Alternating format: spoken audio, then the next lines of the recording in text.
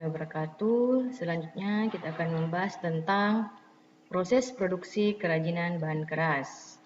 Kerajinan bahan keras alam terdiri dari kerajinan kayu. Terlebih dahulu kita akan membahas tentang kerajinan kayu, di mana Indonesia memiliki hutan tropis yang banyak menyimpan kekayaan alam kayu terbesar di dunia. Kayu-kayu yang dihasilkan pun banyak macamnya. Di antaranya adalah kayu jati, kayu mahoni, kayu pinus, kayu sawo, kayu hitam, kayu nangka, kayu kelapa, dan sebagainya. Produk kerajinan yang dihasilkan dari kayu bervariasi mengikuti teknik pembuatan dan tekstur kayunya.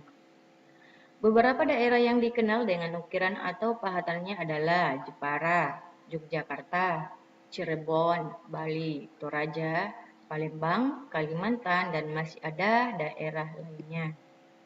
Kayu-kayu yang tergolong keras dapat dibuat karya kerajinan dengan teknik ukir atau pahat. Selain itu juga dapat dengan teknik tempel atau sambung baik dengan perekat maupun dengan paku. Proses mengukir dan memahat diawali dengan yang biasa dilakukan yaitu membuat skets terlebih dahulu di atas kayu. Lalu kayu dipahat dengan menggunakan alat pahat dan pemukul yang terbuat dari kayu. Selanjutnya kita akan membahas tentang yang pertama, bahan produksi pembuatan kerajinan bahan kayu, yaitu kayu, daun kayu, cat kayu. Yang kedua yaitu alat produksi pembuatan kerajinan bahan kayu, yaitu gergaji, pahat, palu, cukil, amplas, kuas, mesin bubut, mesin potong, dan bor listrik. Untuk yang ketiga yaitu produk kerajinan kayu seperti bingkai foto ukir, lampu hias, miniatur kendaraan. Dan ini adalah beberapa hasil karya dari siswa sebelumnya. Yang keempat, proses pembuatan kerajinan kayu. Dalam membuat kerajinan kayu dapat dilakukan dengan berbagai teknik. Dalam bahasa Inggris disebut dengan woodcraft. Setiap daerah di Nusantara memiliki teknik finishing yang berbeda dalam pengerjaan kerajinan kayu ini. Hal ini menambah keragaman budaya Indonesia. Teknik yang dapat dilakukan dalam pembuatan kerajinan dari kayu diantaranya adalah teknik ukir, teknik bubut, teknik potong sambung, teknik bor, dan beberapa teknik lainnya. Dari sekian teknik, tentunya yang paling sulit adalah teknik ukir, karena mengukir tidak sembarang orang yang bisa. Diperlukan keterampilan yang baik agar hasilnya juga berkualitas dan tidak boros bahan dasar. Pada proses pembuatan kerajinan dari kayu dalam bentuk papan nama, berikut langkah-langkahnya. Yang pertama, cetak huruf yang akan dibuat di atas kayu. Yang kedua, kayu yang dipotong dicetak dengan gergaji scroll. Yang ketiga, potongan huruf diberi warna dengan cat kayu glossy atau doff. Yang keempat, susun huruf membentuk pajangan papan nama sesuai keinginan. Selanjutnya yang kelima, yaitu ragam hias dalam produk kerajinan kayu. Yang pertama, ragam hias Toraja dari Sulawesi Selatan, masing-masing memiliki nama dan makna simbolis. Jika diartikan, semua melambangkan nilai-nilai budaya dalam kehidupan warga Toraja yang harus mematuhi larangan adat dan mencintai alam tempat tinggal. Yang kedua, ragam hias Jepara atau dari Jawa Tengah, arah gerak garis ukiran yang pasti mencerminkan adanya keteraturan, kepastian yang sejalan dengan landasan pola berpikir yang tumbuh di dalam masyarakatnya yang mentaati ajaran-ajaran agama. Yang ketiga, ragam hias Padang dari Sumatera Barat, ungkapan pepatah Minangkabau, alam tak kembang jadi guru, bahwa alam memiliki makna yang mendalam dengan segala bentuk sifat serta segala yang terjadi di dalamnya, merupakan sesuatu yang dapat dijadikan sebagai pedoman, ajaran, dan guru. Yang keempat, ragam hias Papua Bagi penduduk asli suku Asmat, seni ukir kayu lebih merupakan sebuah perwujudan dari cara mereka dalam melakukan ritual untuk mengenang arwah para leluhurnya yang selalu berjuang dalam kehidupan yang akan membawanya ke alam kematian.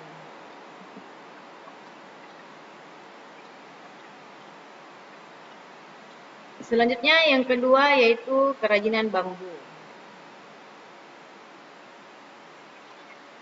Tanaman bambu sejak dahulu telah dibudidayakan di Indonesia dan Bangladesh.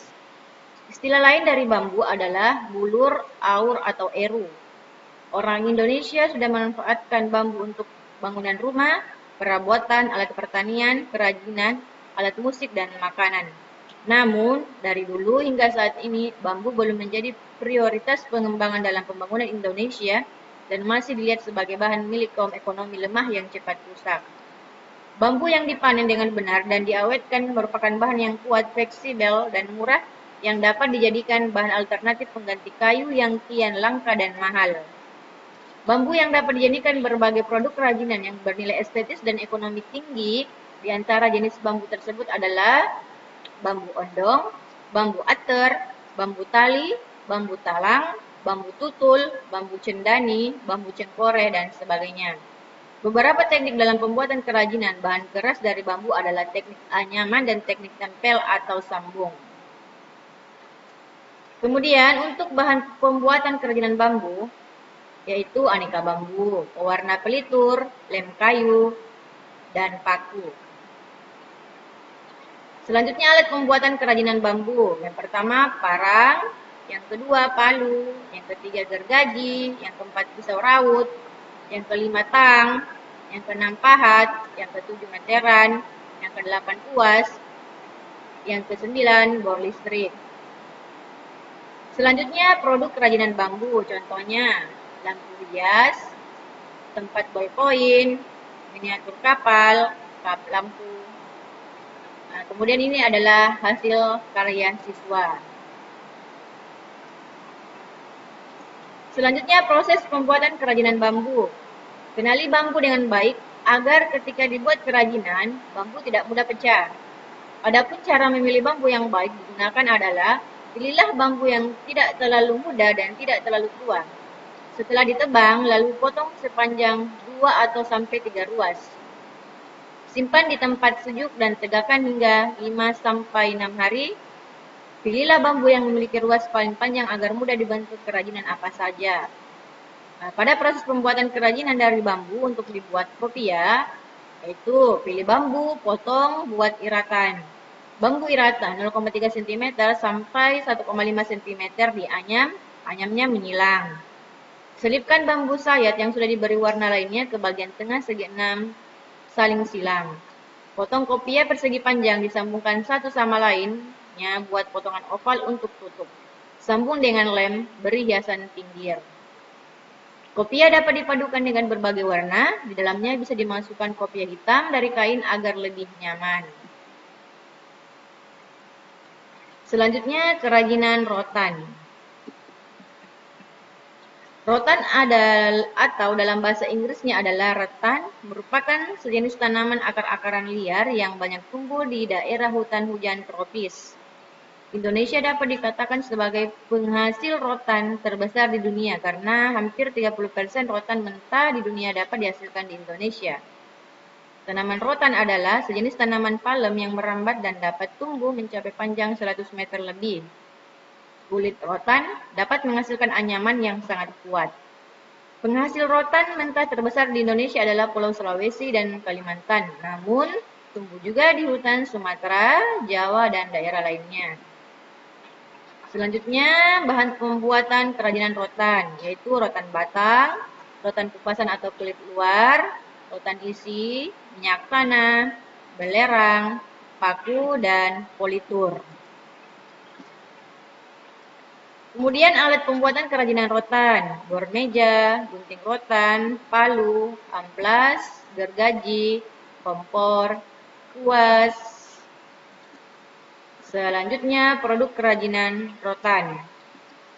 Nah, ini adalah beberapa contoh hiasan gerobak becak, tas, alat perabot rumah tangga, wadah makanan. Proses kerajinan rotan. Rotan yang sudah dibersihkan dari pelepah yang berduri, rotan harus dilakukan pengawetan dan terlindung dari jamur blue stain. Terdapat dua proses pengolahan bahan baku rotan, yaitu pemasakan dengan minyak tanah atau untuk rotan berukuran sedang atau besar, dan pengasapan dengan belerang untuk rotan berukuran kecil. Pada tahapan pembuatan anyaman rotan, antara lain pembuatan kerangka. Untuk produk ukuran besar, dibentuk kerangka menggunakan rotan dengan diameter besar, di mana dalam proses pembuatan kerangka menggunakan alat pembengkok agar rotan tersebut bisa dilekukan sesuai dengan model desainnya. Penganyaman, tujuannya untuk membentuk produk sesuai desain. Rotan yang digunakan berupa rotan polis yang sudah dibersihkan kulitnya berwarna putih atau kulit rotan. Pengecetan yaitu memberikan warna dasar pada produk tersebut dengan menggunakan kuas. Finishing adalah proses yang merupakan tahap terakhir dalam proses pembuatan produk, di mana dalam prosesnya yaitu antara lain dengan pengamplasan untuk menghilangkan bulu-bulu rotan. Baru kemudian rotan itu divarnish atau dipolitur. Sekian dan terima kasih. Semoga bermanfaat.